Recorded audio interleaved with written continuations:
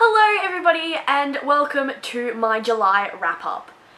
I look very made up in my top half head right now because I need to go out somewhere, and I was halfway through putting on my makeup before I was like, oh my god, I can film a video. My makeup's on. Yes. So I decided to kind of film the next two videos with me in various stages of getting ready. So August TBR. As a whole in July, I did not have a necessarily good reading month. I only read 7 books, and for a lot of people that's like, Jesus Christ, Georgia, 7 books is a lot. For me, it isn't. I average around 14 books a month, and because basically going back to school in July was a shitstorm to say the least. I had no time. I practically got home, locked myself in the study, did all my work, did all my studying, and then just went straight to bed because it was like 11:30 at night.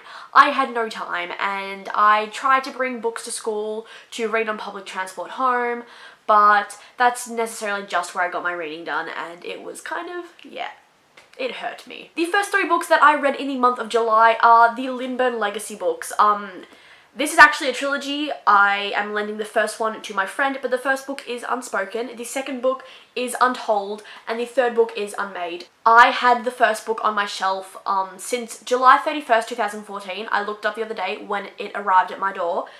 That's a very long time to have a book on your shelf, and I decided, hey, I was just going to read it. And it was fantastic. I love this series so much, and I'm so happy that I decided to read it all those years ago, because I know that if I looked at it now, I wouldn't read it. And I absolutely adored the characters, the setting. It was very funny. It was hilarious. And oh my god. There is a love triangle in this book, and from the start you can tell who Cammy, the main character, is going to end up with, but they still add in that second guy. I don't know why. I think they did it for like the angst factor, but it was a pretty stupid thing to do because I think that she just doesn't necessarily have good chemistry with the other guy, and it kind of made the reading experience kind of bad for me because I just really liked her with one character, and she did end up with this character, so I was very happy, but that love triangle just really took away from the story. This series also as a whole got 4 out of 5 stars for me. Each book that I rated on Goodreads got 4 out of 5 stars because even though they were funny, they had great characters, the magic element of it kind of became too much at some points. Like, they just go into the intricacies of the history of this town and like the magic, and it just kind of made me feel really like bombarded with information. The next book that I read was Stay With Me by Jennifer L. Armentrout, writing as Jaylyn. I never know what to call her with these books. Basically, this is the 3rd book in the Wait For You series. I enjoyed this. It was good. I can't bring myself to give any book by Jennifer L. Armentrout under 4 stars, so I gave this book a 4.5 out of 5 stars. But at the start, I was very about where it was going because I didn't understand kind of how the romance aspect would play in, because at the start the main love interest was acting kind of creepy, and I was like, oh no. But as the book went on, I really loved Jax, the love interest. He became more fleshed out and less creepy in my opinion. But I did really enjoy this book. It was good, it was funny at times, it hit me right in the feels sometimes, but the story seemed to go up and then go down and then kind of flat for a bit and then just go straight back up again. So it wasn't very like interesting at some times, but other times it was really good. But this ultimately did take me a couple days to finish, but it was a very good book. The next book I read was My Lady Jane by Brody Ashton, Cynthia Hand, and Jodie Meadows. Oh, and I gave this 4 out of 5 stars. There were puns everywhere, and there were just like idioms and jokes and stuff, and I really loved the humor. I really loved the dynamic between Jane and G, her husband, and they had such a funny dynamic, they had such a funny relationship, and their romance was really slow burn. But because I was so invested in their story, because this book is told in 3 point of views, Jane, G, and Edward's point of view really took away from basically the dynamic, and it was kind of like you have this great dynamic and then Edward's chapters are right stuck in the middle, and Edward was a hilariously funny character, and I am so enthralled with how his story ended up. The next book I read in July was Magonia by Maria Devana Headley. She's got a really long name. I gave it 3 out of 5 stars. It was okay, it was decent. I noticed on Goodreads that the ratings had dropped like drastically since it came out and since like people started reviewing it and stuff, but basically I can understand where people are coming from. This story, the world was so beautiful and the writing was beautiful, but I felt like it was very knockoff to Hede Mafi. Like, I have a feeling the author tried to be poetic, but sometimes it wasn't, and it was just kind of a blur to read sometimes, and especially the end. I did not like the end. I literally almost fell asleep. Like, my eyes were shutting as I was reading, and it didn't help that it was like 11:30 at night, but this book, I don't know, books are supposed to wake me up. They're supposed to make me like enthralled in the action, and the last 20 pages were the action. Also, I didn't necessarily like the characters. I really didn't think that they were very appealing, and normally, if I don't even like the main character, I'll like the love interest, but even the love interest here, I was a bit about. He was very strange. And the last book I read in July was Summer Days and Summer Nights, edited by Stephanie Perkins. I gave this whole book 4 out of 5 stars, but I found that the best way to review this is in fact to go through the individual stories. So here we go. The first story was Head, Scales, Tongue and Tail by Leigh Bardugo, and I gave this 4 out of 5 stars. This was fantastic. I loved the story. I loved how everything tied in, but the only thing I didn't necessarily like was how slow the start was. Literally, they should have chosen something a bit more fast-paced at the start to kind of rocket off this compilation, because I was very worried in the first like 4 pages of this book. Next was The End of Love by Nina LaCour, which I gave 4 out of 5 stars.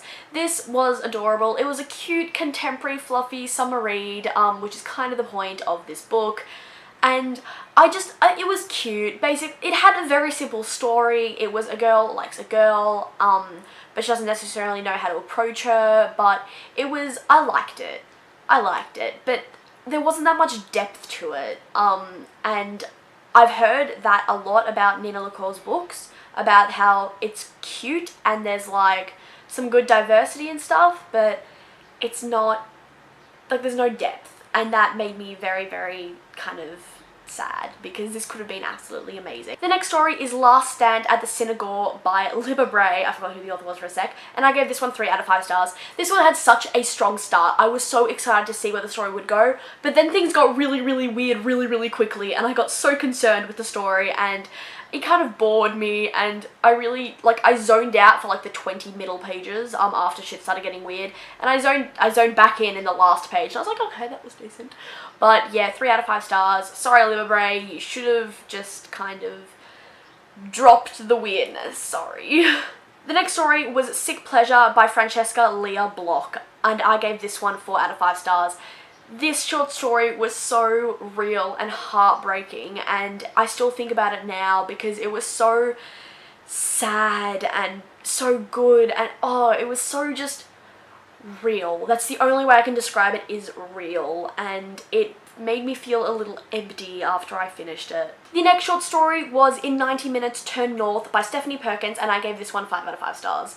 Stephanie Perkins has always been a fantastic author to me. I loved her stories, I loved her Anne and the French Kiss series, and I loved meeting Marigold and North in My True Love Gave to Me, which is the first compilation for winter short stories, and I got really worried at the start of reading Stephanie Perkins' short story in this one, because Marigold and North aren't where we left them, and it made me very sad, and I wish that this short story had started off a bit differently. We really wish there was more that we could have with North and Marigold, but I am very, very happy on how it ended, and I actually kind of want to see more of them. I'm hoping that one day she writes like a full-length book over them, because they are absolutely fantastic. The next one was Souvenirs by Tim Federle, which I gave 3.5 out of 5 stars. This one was good, but it was difficult for me to read because it was hard to distinguish between the flashbacks and like present moment, and it was just, yeah, I liked it though. It was decent. The next short story was Inertia by Veronica Roth, and I gave this one 5 out of 5 stars. I really, really love this, probably because it reminded me so much of The Body Electric by Beth Revis, which is a fantastic book, by the way, and it was so close to that I couldn't help but fall into that world and that feeling that I had while reading The Body Electric.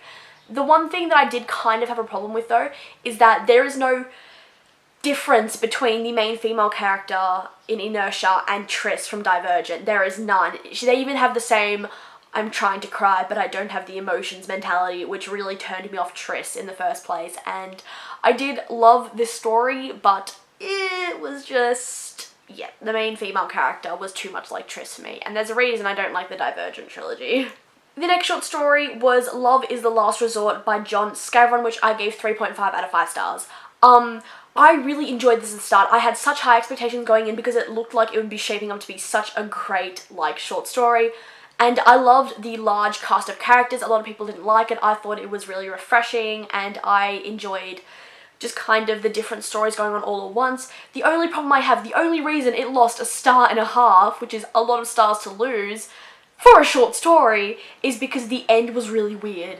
The language turned really Shakespearean, I got lost a lot, and I was really confused with what was happening, but I ultimately did really enjoy the start, and I'm really disappointed on why the ending kind of ended the way it did. The next short story was Good Luck and Farewell by Brandy Colbert, which I gave 4 out of 5 stars. This one was cute. I had really high expectations going in because it looked like it was shaping up to be a fantastic book, exactly like the previous short story. Wait, short story, I called it a book, no. But the insta-love at the end just kind of crushed me. It really, I got very disappointed, but I'm very happy with it. There was a lot of diversity in this, and it was refreshing to see. The next short story was Brand New Attraction by Cassandra Clare, which I gave 4 out of 5 stars. I love Cassandra Clare's writing, I love her books, she's a fantastic author, and I love the whole Shadowhunter world she's created. This was a story about a carnival, and I normally love stories about carnivals, but this one, I don't know, it was interesting. The story was very, very, very interesting. I loved the carnival aspect, I loved the characters. The only thing I didn't really love was the insta-love. I hate insta-love, and I know you don't really have a choice in short stories, but oh my god, Cassandra Clare, I had such high expectations. The next short story was 1,000 Ways This Could All Go Wrong by Jennifer E. Smith, which I gave 4 out of 5 stars to. I really, really enjoyed the short story. There was a nice shout out there to autism, and we don't really see that a lot.